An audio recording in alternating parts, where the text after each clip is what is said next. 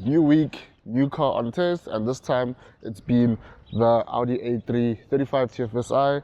This is the facelifted model, so obviously there's a bunch of new stuff that this car has gotten, but of course I'm going to tell you guys everything that there is to know about it. I'm going to walk you through the exterior, the interior, the drive, and just how it's been like to live with over the past week. So let's get it. So up front, you're getting this really amazing front end. I mean, this model is updated like I mentioned, so the first thing that you'll notice is obviously your updated LED matrix headlamps. These are obviously the ones where you can customize them. There are like 4 different designs, and I think it really is quite cool.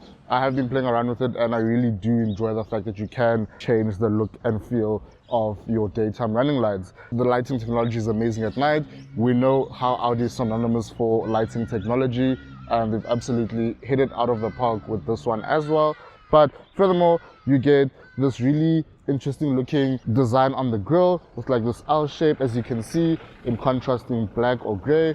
And then you get this Audi logo with white surrounds, and I'm not sure why Audi is doing that. Personally, I'm not a big fan of that because they could have just been silver, but maybe I'm just nitpicking. But anyway, you get sportier bumpers because this is the S-Line model, but I really do enjoy it. You do get this gap underneath the bonnet, which would to some make it look like it's actually open, but it's really not. It's a design feature. I'm no designer, so I don't know, but hey.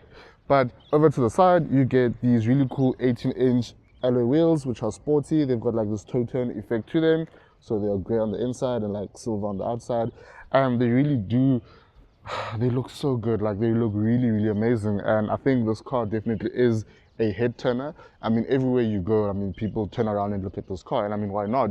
It is a very pretty looking car. This blue paintwork is also so amazing, and I really do like it quite a lot. But let me come over here.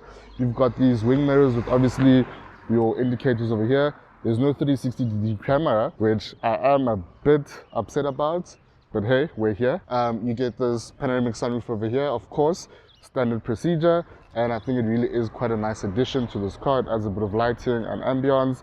Over here, you've got A3 Sportback TFSI lettering, as well as Audi lettering, just in case you forgot what car you're in. This car doesn't have the function where you can open remotely, because I've been trying it all week long and I just haven't gotten it right. Maybe I'm the problem. Let me know down in the comments if you know how to use it.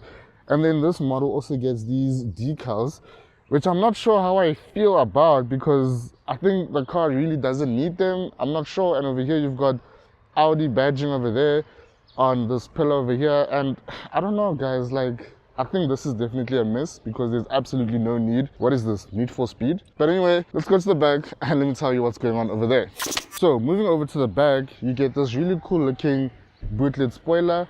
This is the same or a similar one that you do get on the Audi A3 Sportback, which I had on test a few years ago. And I think on this S-Line model, it works so well. You get these LED tail lamps over here, of course, carrying on the theme from the front headlights, and you get more of that white badging, which I'm really not a fan of, but hey. And then over here, you get this black styling over here. The lower bumper has a similar effect to the front grille, which I think is really quite nice. And a really nice feature that I do like is the electric tailgate. That's really great. It's giving premium. And of course, you've got a really decently sized boot. I mean, you can put like 2 big luggage bags over here or a few smaller ones. Beneath the floor, you get not a lot of storage, but a space saver spare wheel over here and some of your tools over there to change your tires. I hope you guys know how to change your tire, and I'm looking to do a video one day for just a bunch of stuff that you do need to know, especially now that we're going into the festive season. But let me know down in the comments if you do want to see something like that. But overall, I think the car is practical. You get a 12-volt socket over there, you get some hooks over there, some tie-down points over there, and overall, I think the boot is quite decent, especially given the size of this car. But I think it's time to go inside the car and tell you more about what this A3 has to offer from a family car point of view.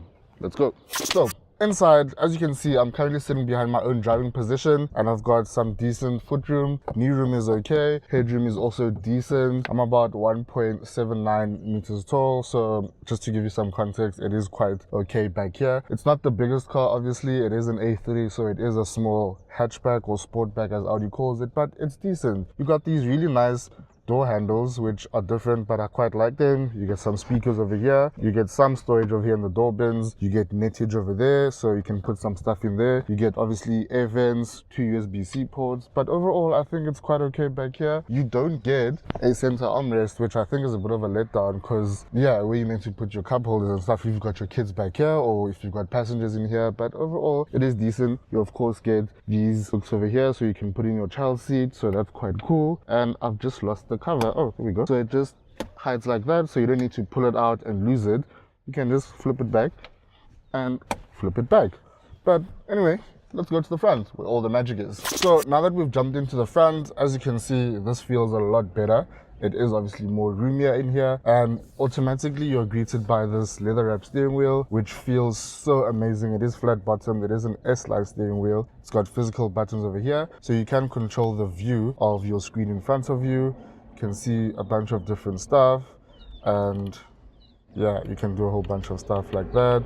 You can have like a map view, which is quite nice. It is really quite clear. It's very easy to understand. You've got obviously some of your meter controls. You've got paddles over here, and I think you do find yourself using them at times, especially if you are driving a bit spiritedly, but you won't find yourself doing that too much. Then over here, you've got these air vents over here, and they are reminiscent of a particular sports car, which I will not mention. But here you've got, I think it's a 10-inch touchscreen with wireless Apple CarPlay and Android Auto. It is quite easy to use. It's bright, it's concise, you know, and you can see obviously a whole bunch of stuff. So that's quite nice. You get physical air control or air conditioning controls over here.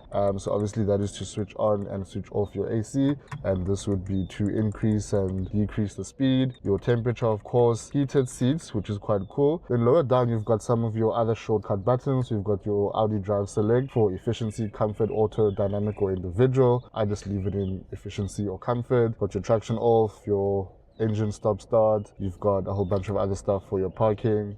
As you can see, this is the reverse camera, and the quality is honestly shocking to say the least, especially given the price tag of this car. That is definitely not ideal in my opinion, but this is where we are. I mean, this is probably the same camera that you get in a Polo, but hey, what can we say? And then obviously you've got a wireless charging pad over here. You've got 2 USB-C ports, which is quite nice. You've got this over here, which you can use to control various meter functions. Obviously your engine stop-start button. You've got this shifter over here, which you control like so, which is quite odd in my opinion. And then your park button is a park button. Then you've got some storage for your wings, and of course 12-volt socket over there, electric shifter over here, your parking brake. So I think overall the car does feel quite practical enough given the size. These seats are so amazing. I mean, they are S-line seats. They are really supportive, and they are really, really comfortable. I mean, you can go on a really long drive in these seats without really feeling any back pains or anything. I'm just not a fan of this particular design. I do personally feel like I would have enjoyed it better or preferred to have it just in all black and leather, well, pleather. But here we are. You get an armrest over here, which you can put some stuff in. Not a lot of storage, but it is decent enough. But you know what, I think I've done enough talking now, and I think it's time to go for a drive, so let's go. This is the 35 TFSI Sportback of the A3. So the 35 TFSI, so there's a weird naming convention that's going on, but essentially what you're getting here is a 1.4 liter turbocharged engine, the same one that you get across the VAG group of cars, the likes of the Golf 8.5 TSI, the likes of the VW T-Cross, the Tiguan. Like, this engine is in so many different VAG group cars, but this one is obviously then the 1.4 as I mentioned, and it produces 110 kilowatts as well as 250 Newton meters of torque. It is paired to this 8-speed Tiptronic transmission, and I must say it does a really great job at shifting up and down where you don't even notice it shifting through the gears. I mean, it responds quite well to throttle inputs, and it changes down pretty decently as well when you need to, you know, quickly make a maneuver or something. But I really have been quite happy with this transmission and the engine pairing. And in terms of fuel consumption, this car is sipping about 8.1 liters per 100. That might be a bit on the steeper side, but I mean, on a full tank of fuel, it gives you anything between 600 to 700 kilometers of range, which is actually pretty impressive. And I think it'll be nice to know, especially if you're going to be doing long road trips most of the time. From a comfort point of view, it really is comfortable. I mean, driving around suburbia and so forth, it handles road imperfections really nicely. I really have no qualms with it. And I really do think that even though it's riding on those sporty looking 18-inch alloy wheels, it still feels quite comfortable. It feels really refined. I mean, inside the cabin when you're driving on the highway or wherever it may be, you can hardly hear like a lot of road noise or wind noise. So it really is a nice place to be in, and it is a really nice car to be driving. I mean, I'm sitting here in this interior now, and I mean, it feels really nice. You know, everything is nice to touch. You know, most of the touch points are quite decent. It's got this really amazing Sonos sound system, and this is my first time experiencing this specific audio system, and it sounds absolutely amazing. Like, I don't think you guys understand. And I recently had the Golf 8.5 TSI on test, and that had a Harman Kardon sound system, and this simply wipes the floor with that HK system. I mean, the Sonos is absolutely pumping. Yo, it's pumping. If you like your tunes, you'll definitely love what this audio system has. But I mean, from a day-to-day point of view, I think this car has been really, really amazing to live with. And for 808,000 Rand, that's just where it kind of loses me. And mind you, in a premium car like this, you're gonna be paying for a lot of the niceties that you get or that you want. And that is my biggest concern, because once you tick a couple of option boxes, it does become quite pricey. I mean, the Golf 8.5 that I recently had on test, that comes in at about 688,000 Rand.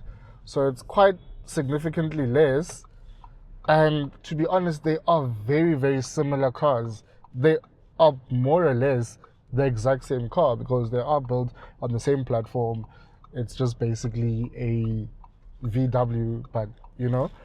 So I don't know if I could say that this Audi makes a strong case for itself.